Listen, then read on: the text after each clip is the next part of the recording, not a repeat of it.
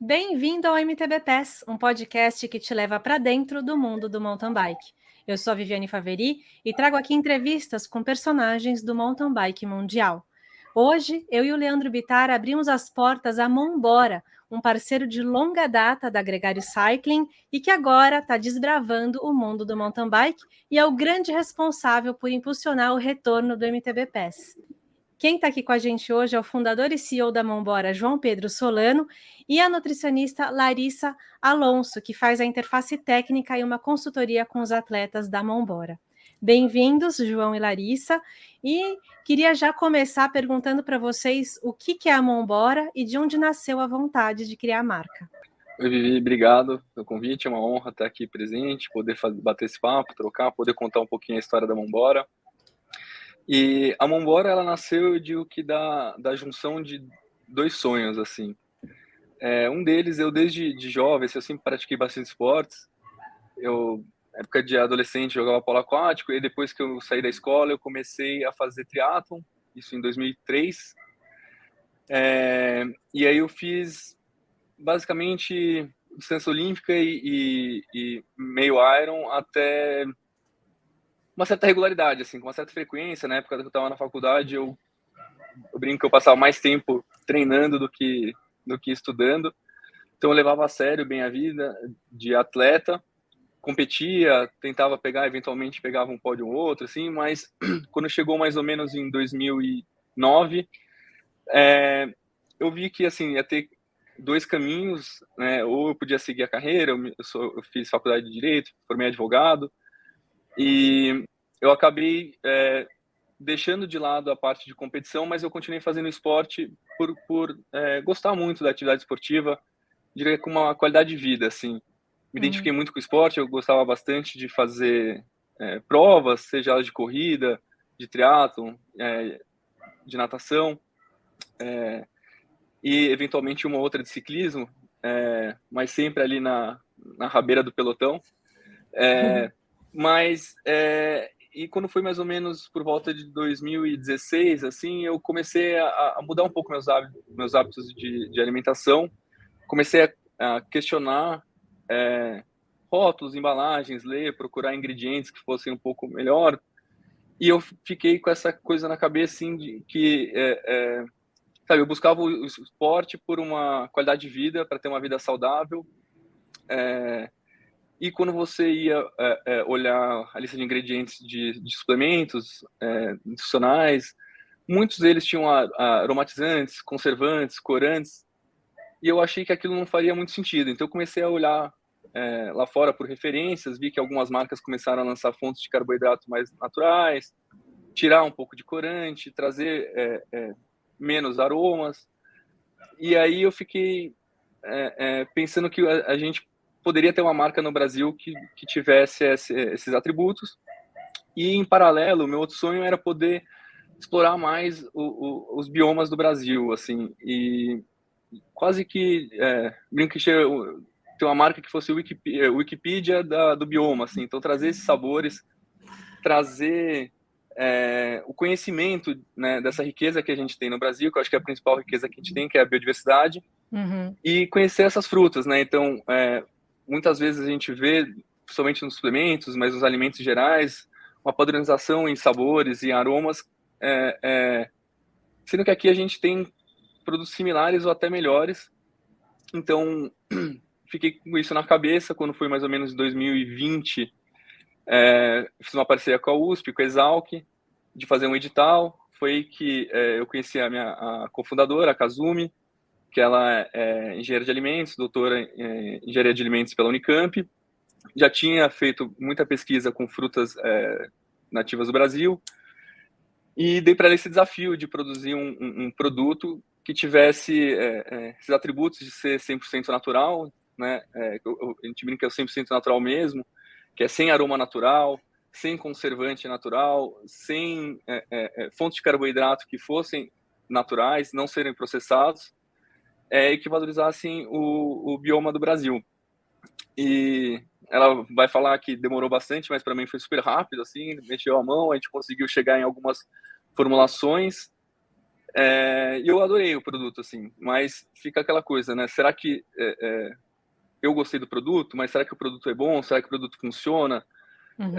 Eu brinco que como eu fazia a prova de longa duração, onde às vezes eu ingeria até 12 géis de carboidrato, muitos suplementos, eu tinha ideia básica do quais seriam os atributos do produto que eu queria. Então eu queria que ele fosse gostoso, porque né, quando eu estava no perrengue ali, né, sofrendo bastante, eu queria algo que me desse prazer, né, e não que fosse algo que prejudicasse assim mais minha experiência. Não podia pesar na barriga, que eu acho que, sabe, ter essa parte de ter uma fácil ingestão e digestão, né? Não ficar pesando na barriga, não é aquela coisa que te dá uma sensação de pesar, e que se você pudesse tomar vários, né, na sequência, não ia dar algum desconforto gástrico.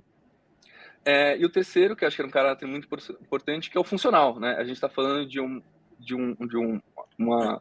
produto que é para dar performance, que ele tem uma função específica, e nesse caso, né, que seria o gel de carboidrato, ele tem que te dar energia.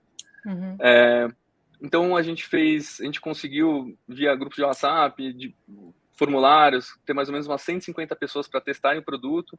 A gente faz uma parceria também com o SESI, que a gente testou com atletas olímpicos de alto rendimento, então pessoal do polo aquático, do vôlei, alguns de atletismo, para validar essa parte, né, funcional, que eu acho que é muito importante, e validar esses outros atributos. E aí, no final de 2 rodadas de teste, a gente coletou informações, deu uma aprimorada, a gente viu que a gente tinha um produto bem legal, bem gostoso, e aí foi o desafio de lançar a marca, assim. E aí, quando a gente foi lançar, foi começo de 2021, a gente descobriu que o caminho tradicional é você terceirizar a produção, né? Então, você acha um parceiro que vai produzir, e você foca em desenvolver marca e fazer o branding. E a gente descobriu que não tinha nenhum terceirizador parceiro que gostaria de desenvolver, de produzir o nosso produto, pelas limitações técnicas, pelo fato de a gente trabalhar com ingredientes não convencionais, por a gente não usar conservante, por a gente trabalhar com frutas nativas, né? Então a gente trabalha com a fruta mesmo, a gente compra fruta, polpa de fruta, fruta em pó. Então surgiu o desafio de montar a nossa fábrica. E aí foram mais uns 6, 7 meses entre arrumar lugar, conseguir tirar todas as licenças.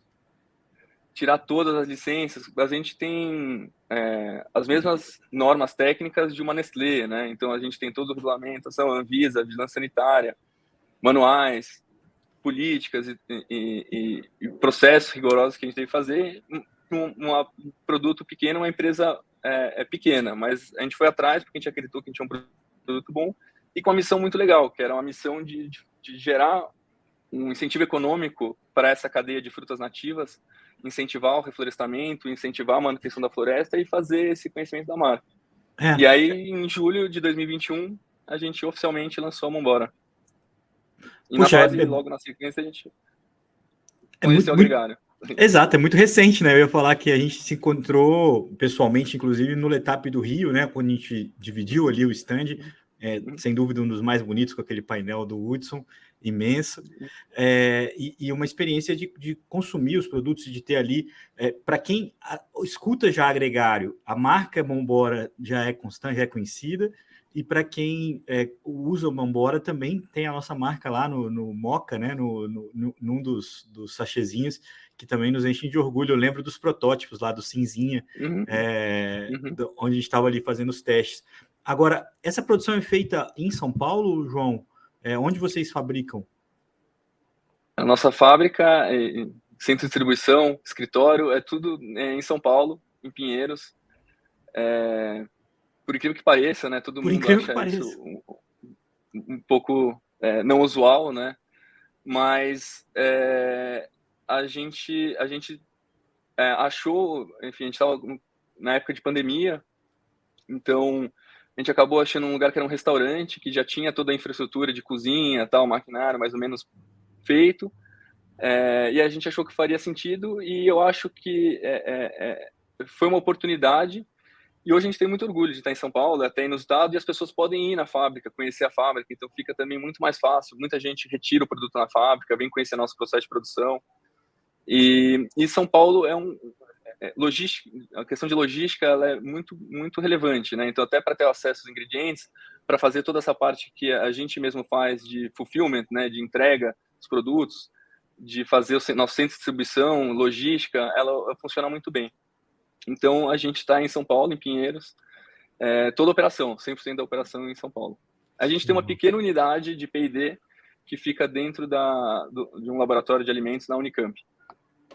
E outro ponto que me ocorreu sobre a questão de vocês terem uma fábrica própria é que isso evita a contaminação, né? Isso é muito importante para os atletas. Então, vocês têm aí um ponto positivo para quem performa, para quem controla o que consome em relação a antidoping, etc., que é esse ponto a favor da marca, né? Não, sem dúvida. Inclusive, né, quando a gente lançou, como a gente tinha essa parceria com o SESI, a gente mandou algumas mostras do produto acabado para eles, e era a Olimpíada, e foi uma questão que a gente levantou desde o começo, até para poder fornecer para esse pessoal que estava indo para a Olimpíada, muito sério. A gente até testou a lista, porque às vezes, né, assim, as frutas poderiam ter substâncias, né, então a gente foi muito a fundo nessa informação para validar isso, porque essa é uma questão muito, muito relevante, muito importante para a gente. E a gente também não tem contaminação cruzada, né? Eu falo que, assim, e a gente tem que ficar ainda mais em cima disso, porque como a gente é uma marca pequena, às vezes também é fácil alguém jogar a culpa no suplemento, né? Eu brinco, assim. Então, a gente tem que estar super em cima, fazendo análise, olhando mais, a gente garante. E, no fundo, a gente quer ter, assim, a nossa missão é ter uma alimentação saudável, natural e um esporte limpo, né? Então, é algo que a gente preza muito e estamos sempre validando, testando, e inclusive nos ingredientes que a gente vai colocar, a gente sempre valida se não tem alguma substância, porque a lista ela é muito extensa, né? E às vezes tem produtos que você acha que, né, enfim, não tem nada a ver, e aí você vai ver, tá lá na lista, assim. Então a gente está sempre checando isso.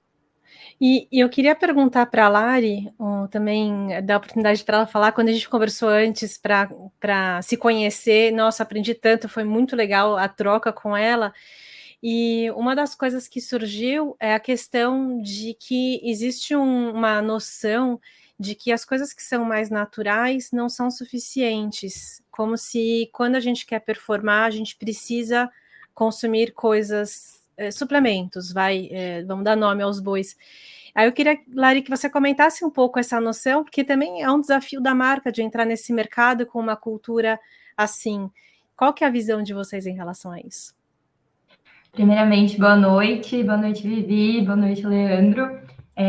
Bom, então, a gente tem, para contar um pouquinho da minha história com a Mombora, né, só para resumir, eu conheci a Mombora por causa da mountain bike, então eu tinha um grupo de pedal, e aí a Mombora a gente faz um trabalho bem legal de levar os produtos até os grupos de pedais, até os atletas, para eles conhecerem, para eles terem a oportunidade de provar durante um treino, né? Então, foi assim que eu conheci a Mombora, dentro de um pedal que eu estava com um grupo. E nesse primeiro momento, já eu me apaixonei muito pela marca, porque eu falo que combina muito com a prescrição do nutricionista, né? Então, eu atendo consultório e todos os dias, independente do objetivo, seja um atendimento de esportiva, seja saúde da mulher, seja emagrecimento, seja um tratamento específico, a gente sempre vai buscar por uma alimentação natural, sempre buscando ter essa base, né? Trazer essa base. E quando a gente entra na performance esportiva, durante muito tempo, a gente associou a performance esportiva à suplementação, né? E a suplementação que a gente tinha no mercado, que até hoje a gente tem um desenvolvimento muito maior de produtos, antigamente era muito escassa e era aquele produto super industrializado, e é isso, né? E quando a gente fala da performance esportiva, principalmente aquele atleta que está em alta exposição, em treinos longos, em períodos de treinos, às vezes, por exemplo, no triatlon, como o João conversou, ou um atleta que vai fazer uma prova de mountain bike de vários dias, de estágio, ele está fazendo 2 treinos por dia, um volume grande durante a semana. E se a gente for parar para observar essa suplementação dele, somatizar tudo no final da semana, ele está fazendo muito mais uma suplementação industrializada, que vai contra a alimentação natural que a gente priorizou, toda a base dele que a gente ajustou. Então, no fim, esse atleta ele fica numa superexposição a produtos industrializados, né? Então, durante muito tempo, foi sim associado isso à performance esportiva a suplementos industrializados, principalmente por adição de uma cafeína, adição de um carboidrato industrializado, adição de vários outros nutrientes ali dentro.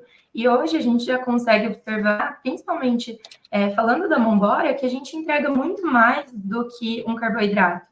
A gente tem ali frutas ali dentro, castanha, que é fonte de vitamina E, que é fonte de selênio. A gente tem o cambuci, que é fonte de vitamina C. Então, a gente tem muito mais nutrientes ali associados que não só o carboidrato. E falando energeticamente, né, dos carboidratos, a gente acha que vai até conversar um pouco mais sobre isso. Mas o que a gente tem que priorizar no nosso suplemento hoje de intratreino é um blend de carboidrato, para a gente ter uma melhor absorção, uma melhor resposta desse carboidrato, e isso a gente traz na composição da Monbora. Então, eu acho que é legal ir quebrando esse mito também, e hoje a gente tem um time de atletas super forte. A última prova que a gente foi, todas as provas, na verdade, que a gente vai é sempre pódio, né? A gente está sempre trazendo isso.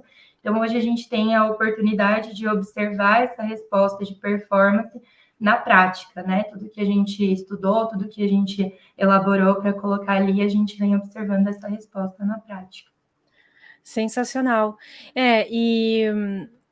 Por exemplo, vou contar de mim, vai? Eu recebi os produtos, estou testando, e eu já estava um pouco nessa onda de, principalmente no intratreino, comer mais natural. Então, os treinos mais longos, eu estava, como eu não estou competindo, dá para pegar um sanduíche de pasta de amendoim com geleia, um pedaço, né? Não precisa ser ele inteiro. Ou então, eu tô comendo muita tâmara seca, e uma banana, enfim, coisas assim. E para mim, o gel da Monbora, ele entra como mais uma fonte de opção natural, que eu não vou comer às vezes eu gosto muito de comer balinha de geleia, sabe? O famoso gummy bear. E aí, em vez de pegar a balinha, que ela é um produto mais industrializado, eu tenho a opção agora de trazer os géis e com uma variedade enorme de sabor.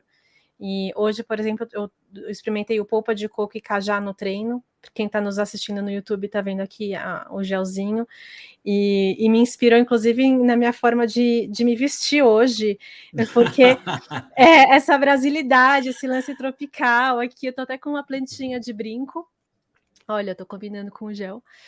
E foi isso que me proporcionou, na verdade. Estou morando no Canadá, eu estou em Quebec, eu estou longe daquele suco de laranja delicioso natural, que eu adoro tomar num pós-treino, chegar em casa, bater um suco de laranja com gelo, né? Não tem coisa melhor no verão.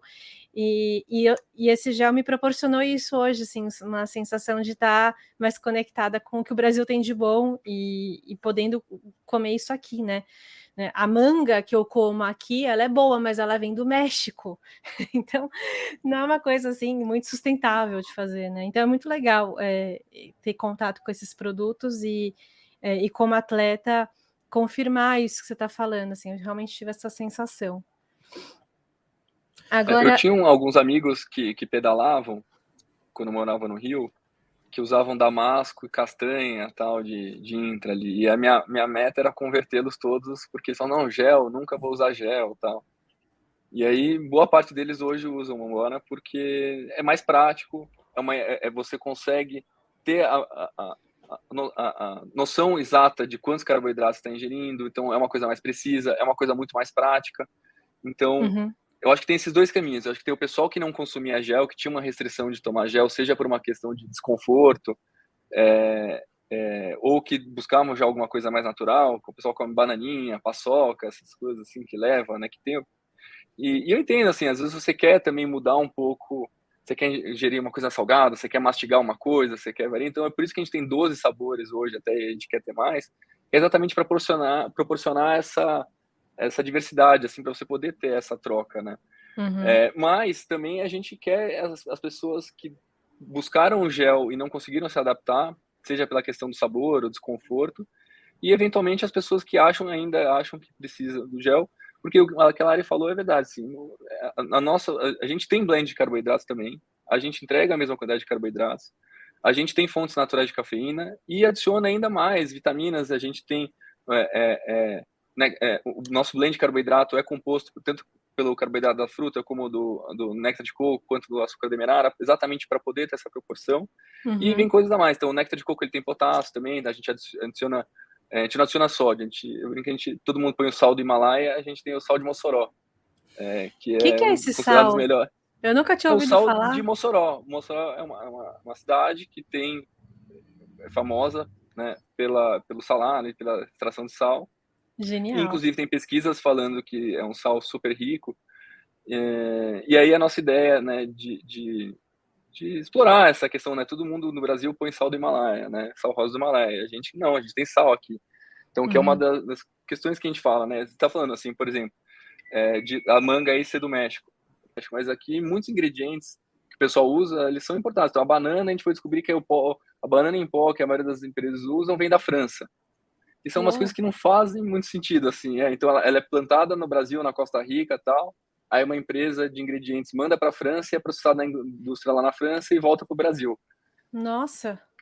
Então, são coisas contra-intuitivas, assim, né? Então, quando a gente foi até conversar com os fornecedores padrões, assim, de ingredientes, né, que fornecem para a maioria das empresas esses ingredientes em pós, a gente descobriu que era uma cadeia que não fazia sentido nenhum. Então, é por isso que até a gente compra hoje em dia, a gente compra a maioria das frutas, a gente compra polpa, fruta inteira, e as que a gente trabalha com fruta em pó são frutas liofilizadas, né? Que no Canadá é o freeze-dry, né? Que é a fruta 100%, porque a gente descobriu até que a fruta em pó no Brasil, ela é 50% fruta, 50% algum adjuvante, então maltodestrina, algumas coisas assim. Então, aí a gente foi descobrindo que para ter ingrediente fruta, para poder ter esses componentes assim que a gente queria ter, para garantir exatamente que você tinha fruta, que você tinha um pouco de fibra, você tinha as vitaminas, a gente tinha que partir da fruta mesmo. E até pensando na questão do nosso impacto de carbono, Sim. Nossa ideia era ter 100% de produção nacionalizada de todos os ingredientes com o menor impacto possível, né? E aí você vai ver que, de repente, a banana que você vai comprar tá vindo da França. Essas coisas que não fazem sentido. Mas hoje vocês conseguem chegar perto disso? Não, a gente consegue 100%. 100%? Nossa, sensacional. É isso que eu queria perguntar também, porque às vezes poderia demorar um tempo para conseguir se adaptar. Então, e conseguir ter os bons produtos liofilizados no Brasil. Limita o que a gente consegue lançar no mercado.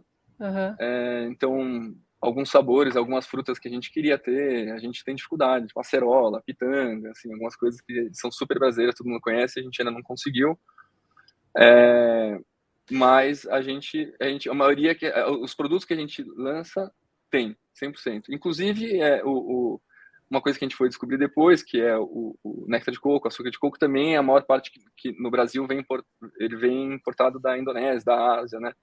E o Brasil, como um dos maiores produtores de coco, não fazia sentido, e a gente foi atrás, ficou 2 anos capacitando um fornecedor aqui para fornecer para a gente o açúcar de coco.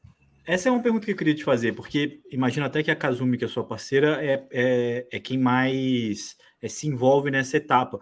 Mas como funciona o conceito, assim, do tipo... tem um grande livro das frutas, assim, e vocês vão, pô, tem essa aqui, dá ou não dá? Ou e essa aqui? Ou vocês vão de sabores que vocês experimentam em alguma viagem, ou de uma interface com outros parceiros, né? Outras pessoas que falam assim, olha, experimenta o cupuaçu nessa condição que vai te fornecer, ou como que é a descoberta desses elementos? Envolve algumas etapas. A primeira, a gente parte do que a gente quer entregar, né? Então, uma base de carboidrato, né? Quantas gramas de carboidrato a gente quer entregar e que mais que a gente quer entregar, né? Se a gente quer ter cafeína, não quer ter cafeína, a gente quer ter um gel que seja mais azedo, mais doce, que relembre alguma experiência que você teve ou alguma outra paleta de sabor de algum outro gel, por exemplo, strawberry banana que tem, né? E aí a gente identifica mais ou menos esses sabores e a gente começa a pensar, o que a gente gostaria de fazer? E aí a gente tem experiência a gente está sempre experimentando frutas, né? Enfim, acho que é uma coisa que eu também comecei a me interessar bastante. A Kazumi tem bastante experiência, a gente também tem alguns parceiros que também conhecem bastante frutas, e aí eles ficam dando ideias, a gente experimenta. E aí o próximo passo é pensar, tá, a gente consegue adicionar isso numa escala industrial, que a gente consiga ter o mínimo de padronização, previsibilidade, entrega, considerando também que, enfim, pode ter sazonalidades, então, assim, às vezes a gente, né, tem frutas de época, então a gente tem que se programar um pouco mais com essas frutas de época para, de repente, fazer um estoque. Tem isso também. Ou não, ou trabalhar com produtos que sejam sazonais, né? A gente criou alguns produtos, na verdade, alguns produtos para serem sazonais, e um só foi sazonal de fato, porque os outros tiveram que ficar por demanda dos clientes, assim. Mas a gente teve uma época que a gente fez um sabor junino, que a gente chamou de sabor quentão, que foi um sazonal, mas mais por uma questão de ser uma brincadeira ali com festa junina, sabor quentão, então que era maçã, canela e gengibre, que eu acho que eram frutas menos brasileiras, mas um sabor brasileiro. Então a gente também trouxe esse sabor para ser sazonal. Mas então a gente tenta olhar essas cadeias, a gente também, assim, se a gente for olhar dos nossos sabores, não são tão exóticos assim. Talvez pode ter um cupuaçu, cajá, jussara, que sejam menos conhecidos, mas a gente também traz o cambuci, né, que eu acho que, enfim, talvez para mim isso tudo já é bem exótico, sinceramente. Hoje eu comi cajá, assim, eu nunca comi cajá, eu nunca me interessei pelo sabor do cajá, e hoje eu comi um gel de polpa de coco e cajá, e eu achei uou! Então, é bem, assim, para vocês talvez já esteja batido, mas para mim é super exótico. E aí vai nessas paletas de sabores, né? Então, por exemplo, o cajá, ele tem uma coisa um pouco mais ácida, um pouco mais azedinho, então a polpa de coco é bem doce. Então, como é que a gente traz esse equilíbrio? Porque a gente também não quer ter produtos que sejam muito doces para não ser enjoativo, a gente já parte, né, de uma base de carboidrato que é bem doce. Então a gente tenta trazer alguns elementos que sejam mais azedinhos ou cítricos, né? Então a gente faz esse mix. Então, para quem já teve a oportunidade de experimentar o cambuci é super azedinho, assim. Então ele também tem essa função, o próprio maracujá. Então a gente faz esse equilíbrio pensando no produto final, que é o quê, né? Que é saber uma pessoa que está usando o que ela precisa ali, né? A Vivi tá comendo mumbora de sobremesa, hein? Tô confiado que...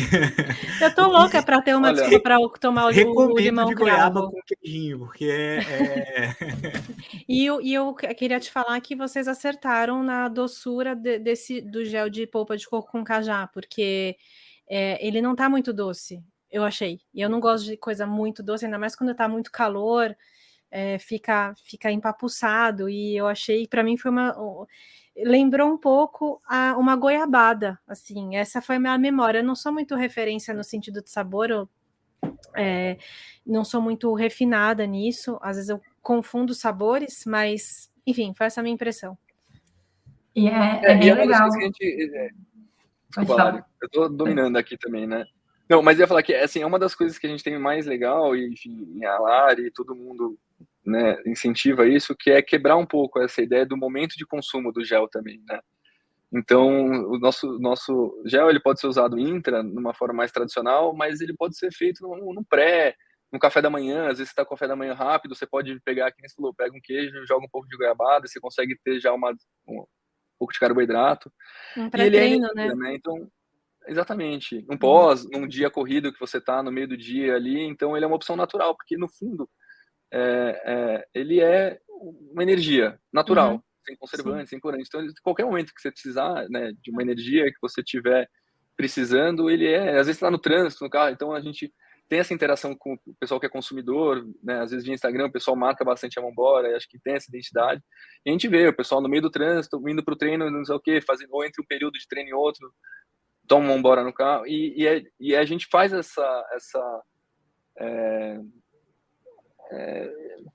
não é brincadeira, mas a gente instiga isso também nas nossas ativações. Então, na própria, no Letap lá, que estava juntos, a gente levou um sorvete de manga e usava uma Mambora de calda para, né, você entender que, tipo, sabe, é um alimento, sabe, é gostoso, não é um Então você colocava o Mambora como a calda do sorvete. Uhum. Ai, que legal. Vivi, faz um teste, é maravilhoso. Foi sucesso, foi sucesso. Vou fazer o teste, pode deixar. E super sucesso. E aí, que é o desafio que a gente tem hoje, que assim, o pessoal fala, nossa, o Mombora é tão gostoso que eu não encaro como um suplemento. Eu acho que esse é o nosso grande desafio, né? Quebrar essa barreira e mostrar que não. A gente é gostoso e funcional, né? A gente funciona como tanto quanto qualquer outro suplemento, sendo gostoso. E eu acho que é difícil, às vezes, as pessoas, né, principalmente na época que eu treinava, assim, a gente associa um pouco o suplemento a uma coisa intragável, quanto mais intragável a magra, não sei o que, melhor a performance, né? E aí a gente tá aqui para desmistificar um pouco isso. Mas nada impede também para que quem esteja treinando sério use o Mombora como uma das ferramentas. Ele pode usar outros suplementos, usar algum gel específico que ele tá achando que tá funcionando para ele e usa o Mombora ali combinado com essas outras ferramentas que ele tem. Eu brinco que assim, pode falar. Pode falar. Pode falar. É que assim, eu brinco que o Mombora, a gente tem uma missão que é difundir esses sabores do Brasil e mostrar que existe uma forma de ser diferente. E a gente não tem a ambição de ser a única marca de todos os suplementos, de resolva tudo das pessoas. Mas se ela tiver 1, 2 sabores ali, ela vai estar ajudando na nossa missão, que é difundir sabores e fortalecer essa economia. Então, a gente sabe que a gente tem uma missão maior, né? A gente não quer ter única exclusividade, a gente sabe que todo mundo tem essas preferências, suplementos, e dificilmente você também tem uma marca só que você usa na sua linha de todos os suplementos, sabe? Você escolhe um que vai ser seu pré-treino, um que vai ser seu pós-treino, um que é seu whey, ou sei lá, qualquer outro gel que você quiser usar. A gente estando ali no mix, a gente tá feliz. Justo, muito justo. Lari, quer complementar? Eu ia comentar dessa questão de performance, né? Principalmente para atleta que está em alta performance, não só no momento do intratreino dele, mas a ingesta dele de carboidrato é aumentada durante o dia, né? Então, eu acho que a Mombora, ela vem para complementar por ser tão gostosa, por ter diferente textura. Então, isso também é um ponto, né? A gente tem uma escala de consistência. A gente tem os géis mais líquidos, que vão lá na consistência 1, que é o limão que você falou que quer provar, o açaí Justara, e daí a gente vai numa consistência que vai ficando um pouquinho mais líquido, um pouquinho mais sólido, até os de castanha na composição. Então, isso é super interessante, porque o que a gente tem de gel industrializado é uma fórmula única com um xarope daquele sabor. Então, eu vou pegar um de frutas vermelhas, ela tem uma fórmula padronizada, um xarope de frutas vermelhas. Aqui a gente traz bem a característica da fruta. E essa diversidade de consistência, ela ajuda muito nisso. Então, eu consigo trazer para diferentes treinos, para diferentes momentos do meu treino. Então, vamos pensar num atleta de mountain bike. Uma sessão de downhill, por exemplo. Ele vai fazer a reposição energética dele entre uma sessão e outra. Então, ele vai fazer parado, ele talvez consiga comer mais sólido, ele consegue fazer um gel mais com uma consistência um pouco maior. E, por outro lado, ele vai ter uma saciedade maior a longo prazo, para que ele não precisa fazer essa reposição tão cedo. Agora, se eu pensar num treino mais de estradão, um treino que eu estou fazendo intervalado, um treino mais rápido, faz mais sentido um gel mais líquido, que eu vou tirar mais rápido, que eu vou mudar menos minha posição na bike, né? Que eu vou precisar ali ter uma atenção maior para essa reposição. Então, isso é super legal, e até você comentou do dia mais quente, do dia mais frio. Às vezes, no frio, a gente sente mais fome durante o treino, então os mais sólidos fazem mais sentido. E isso também ajuda, essa diferença de consistência, também ajuda para que esse atleta bata as quantidades dele durante o dia. Então, às vezes, eu vou fazer uma sessão de treino no almoço, por exemplo. Vou treinar no meu horário de almoço. Já não vou conseguir levar um pré-treino tão elaborado. Eu posso comer um pão, mas recheado com o gel de goiaba, por exemplo, que é gostoso, né? Então, eu vou atender meu paladar, eu não vou ficar fazendo um pré-treino ruim, eu não vou ficar fazendo um intratreino que eu tô fazendo porque eu preciso. Então, eu vou conseguir fazer algo gostoso e também, de outra forma, algo fácil de levar. Não preciso de refrigeração, eu posso levar ali na minha bolsa fácil e também atingir essas necessidades que eu tenho do meu dia. Então, acho que isso é muito legal, essa diferença de consistência e ter o sabor diferenciado. Acho que são os pontos altos, assim, e aí a gente pode atrelar super isso à performance também. Com certeza. Quer falar, Leandro? Não, Posso mandar aqui uma pergunta? Não, pode, segue em frente, que eu tô aqui Então, curioso com as dicas aqui. Eu é achei muito legal. interessante essa do...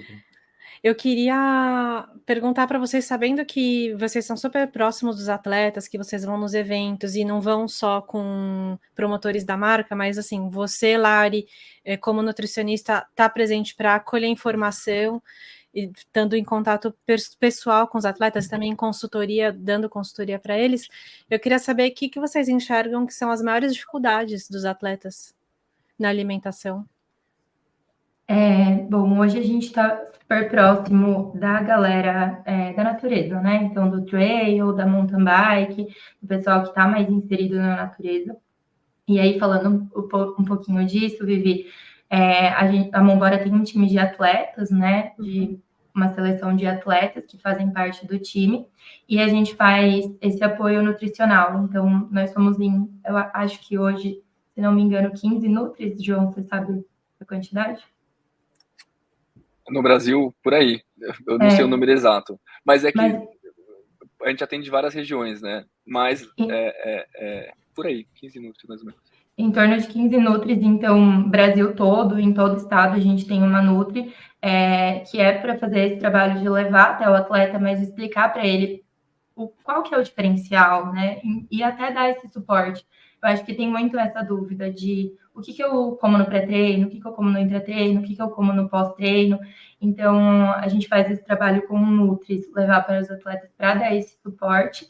E eu acho que trazendo um pouco para a galera do nosso nicho, né? Essa galera da natureza, do trail, da mountain bike, eu acho que uma das preocupações muito grandes desse público é realmente essa questão que a gente vem falando, do mais natural, do sustentável. Então, são atletas que estão mais conectados, né, com a natureza, com essa responsabilidade, né, do que a gente está consumindo, do que eu estou deixando para trás no nosso treino. Então, esse é um dos grandes fatores, porque às vezes eu vejo muitos atletas que não querem usar um suplemento industrializado e que acabam não usando nada. Então, sai para um treino, faz um café da manhã no treino e vai treinar sem nada. E às vezes, muitas vezes, sei lá, mas tá indo tudo bem, eu tô treinando assim, eu não quero, eu já usei durante muito tempo suplemento, eu comecei a me sentir mal, então eu não quero usar. Ou a gente escuta muito, às vezes, um bloqueio, né? Gel de carbo, não quero provar porque não gosto. Então, eu acho que essa questão do desmistificar um pouco do que já tem no mercado, trazer essa questão é uma das missões, acho que essa assim, prova, confia em mim, sabe? E inserindo um pouco mais, explicando um pouco mais, inserindo um pouco mais essa necessidade da reposição energética, porque muitas vezes eu escuto isso. Eu estou fazendo assim, eu estou fazendo meu treino de 4 horas, sem nada, e estou bem, tá tudo bem. Então, explicar um pouquinho, né, o que pode ser diferente. E uma coisa que eu aprendi quando a gente conversou também, antes de fazer esse programa, são 2 termos que eu não sabia que existiam e que eu falei, cara, isso explica tanta coisa, isso fala tanta coisa que eu já vi, que é o vigorexia e o nutricionismo. Você poderia comentar esses 2? Eu acho muito rico comentar isso, falar isso, compartilhar isso com o nosso ouvinte.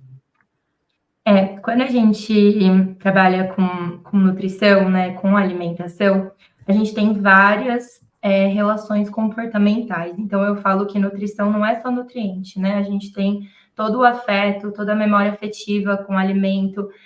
Quem nunca passou aquele dia cansado? E o atleta tem muito isso, porque ele tem jornada dupla, do trabalho e mais do treino, né? Então, a gente se sente cansado no final do dia, se sente exausto e a gente busca um afeto num chocolate, no alimento. Então, quando a gente fala de nutrição, de alimentação, a gente traz muitos transtornos alimentares. E falando desses 2 públicos, tanto o atleta como profissionais da saúde, a gente vê essa questão, essa preocupação com a alimentação um pouco aumentada. Então, aquele atleta, por exemplo, que ele tá com as contagens de caloria dele certinha, que ele não se permite sair no final de semana com os amigos para comer uma pizza, comer um lanche, porque ele acha que isso tudo vai impactar muito negativamente na performance dele, no rendimento dele, e ele acaba desenvolvendo um transtorno alimentar com a alimentação.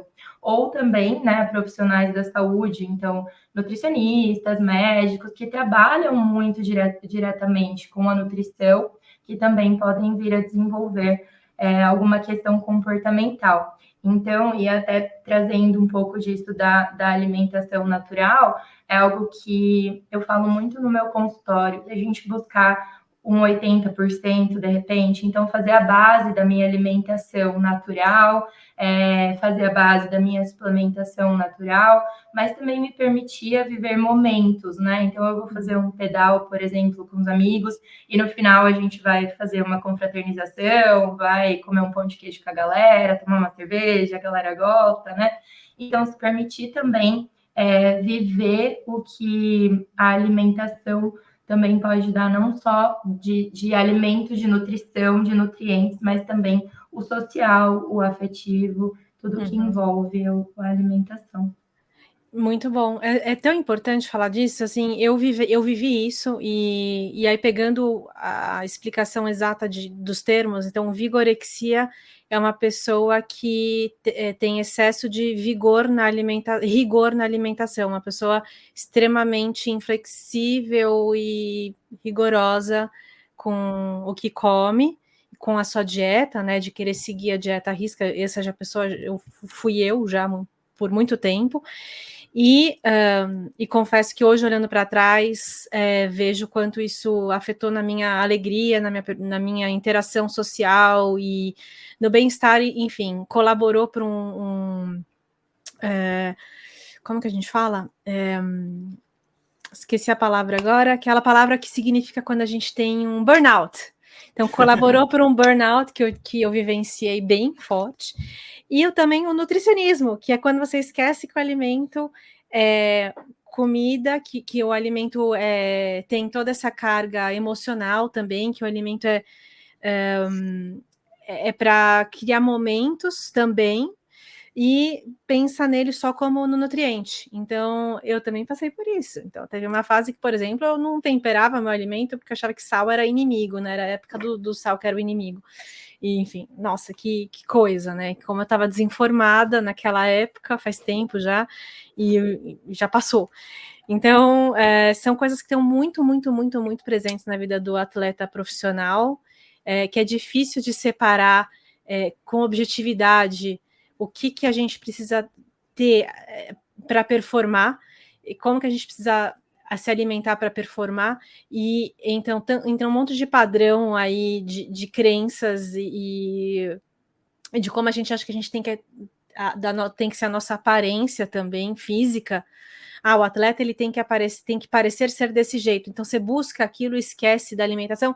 Então, aí tem um negócio, um buraco gigantesco, e foi muito legal aprender que isso daí tem nome com vocês e ver o quanto essa cultura já está mudando, já está evoluindo, as pessoas estão mais informadas, tem mais cuidado no mercado para abraçar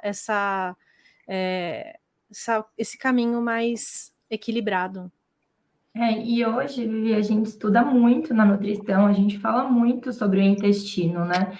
E a gente considera até nosso intestino como o segundo cérebro, né? É considerado. Então, todas as emoções a gente vive ali também.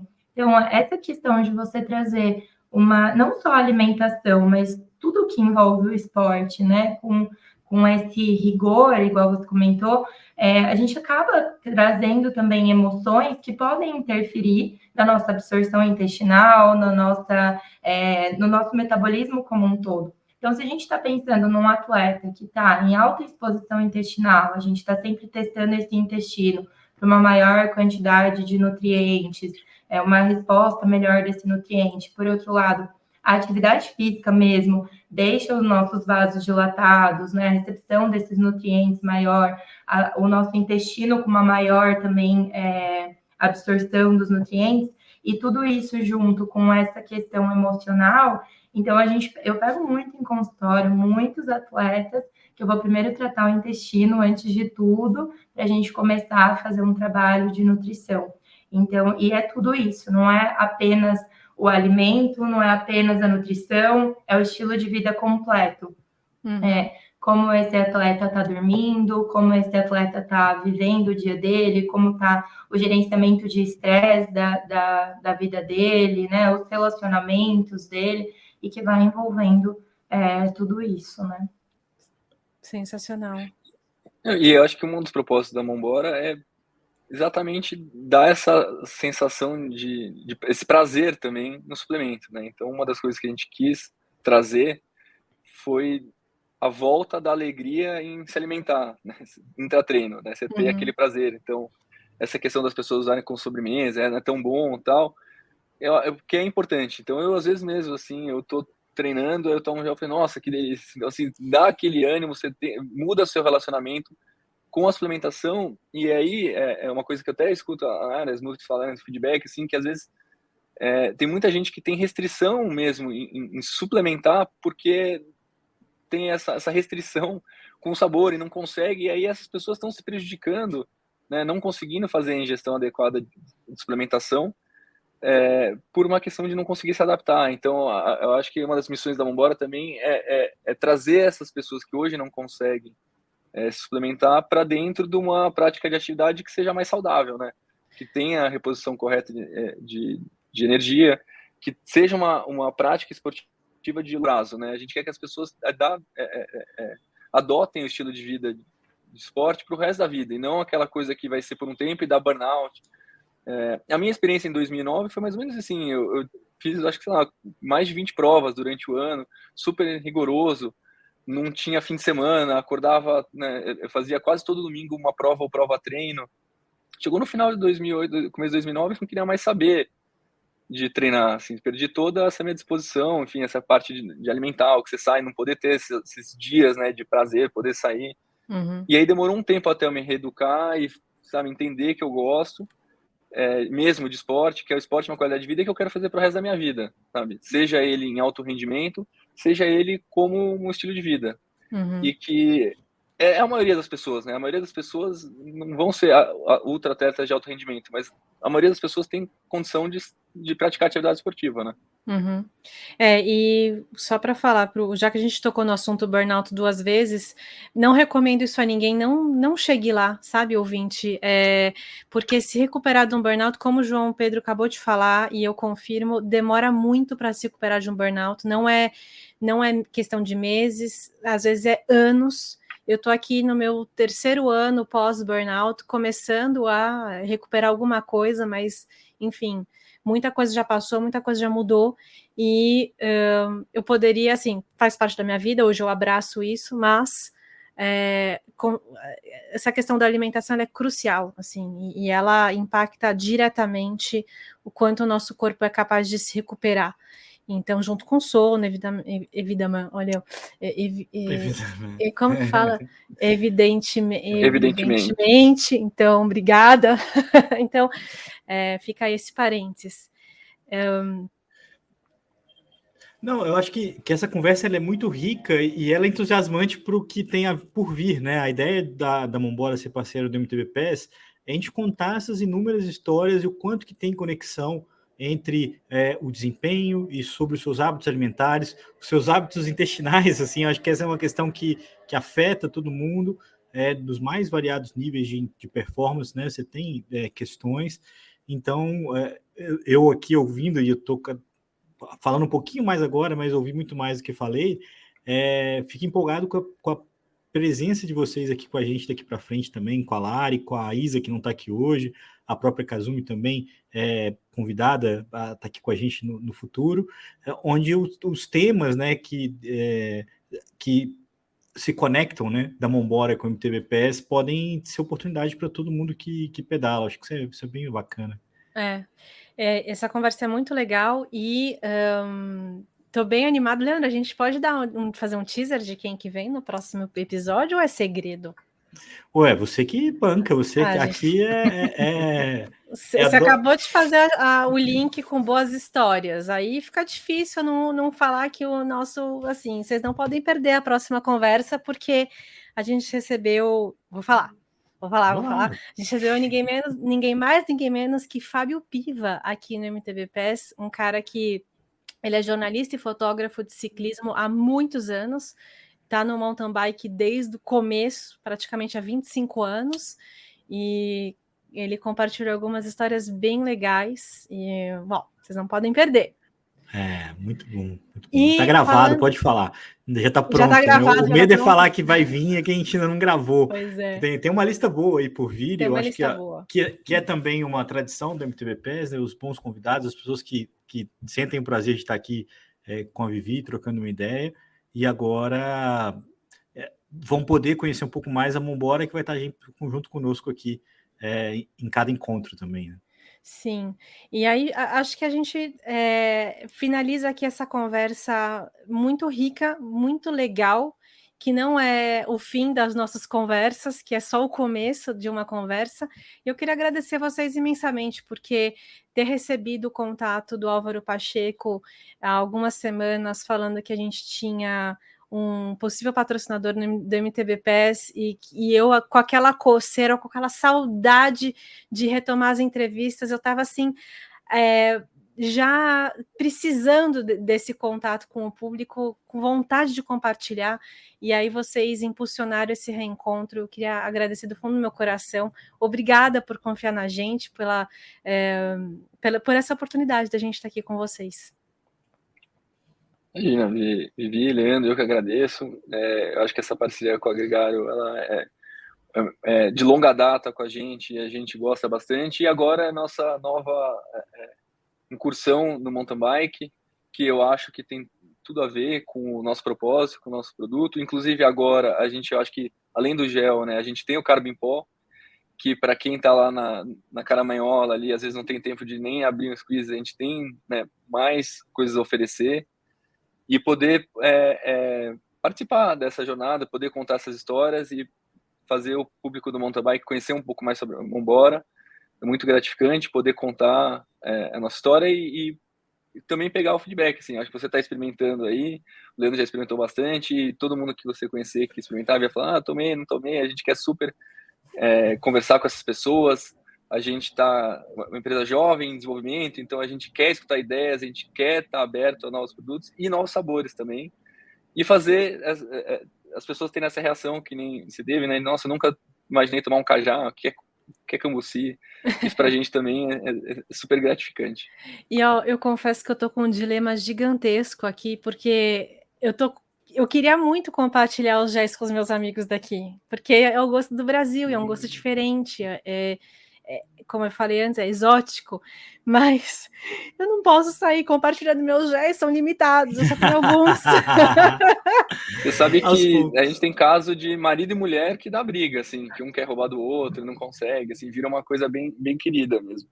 Mas pra gente, sabe que essa é uma questão que a gente super curiosidade, assim, porque será que as pessoas de fora gostam desses sabores exóticos do Brasil? Será que o paladar das pessoas de fora são receptivas, né? Porque se forem, a gente tem um canal aí para o futuro, né? A gente não sabe, né? Porque aqui a gente vive no Brasil, as pessoas gostam de doce, adoram uma goiabada, adoram chocolate e tal. Mas é uma das coisas que, assim, no futuro a gente pode conversar de fazer uma entrega um pouco maior para fazer esses testes aí. Sensacional. Bom, então já fica a deixa aí que a conversa só começou e vocês já estão convidados para voltar. Vivi, Lê, queria agradecer também pelo espaço. Eu queria finalizar deixando uma reflexão, que é algo que eu pergunto às vezes para os meus pacientes, né? Porque hoje a gente tem várias definições de saúde, né? Então, se a gente buscar, tem várias definições. Mas eu criei para mim, que gosto muito do esporte, que vivo do esporte, a definição que saúde para mim é eu viver a longo prazo, até lá meus sei lá quantos anos, podendo fazer o que eu amo de uma forma gostosa. Então, podendo sair para pedalar com segurança, ou até mesmo que não seja do esporte, mas levantar da cama, subir uma escada com a minha independência, poder sair para dar uma caminhada e voltar bem e me sentir bem. Então, é pensar um pouquinho do que nossos hábitos de hoje, do que nossa nutrição, né, nossa suplementação, os nossos hábitos realmente estão impactando nesse desejo. Muito bem. Muito bom. E quando a gente não tá com pino nos ombros, né? Porque mountain bike tem essa questão aí. A Lari recentemente teve um pequeno acidente. Ela tá retornando, eu também tô retornando. Não sei.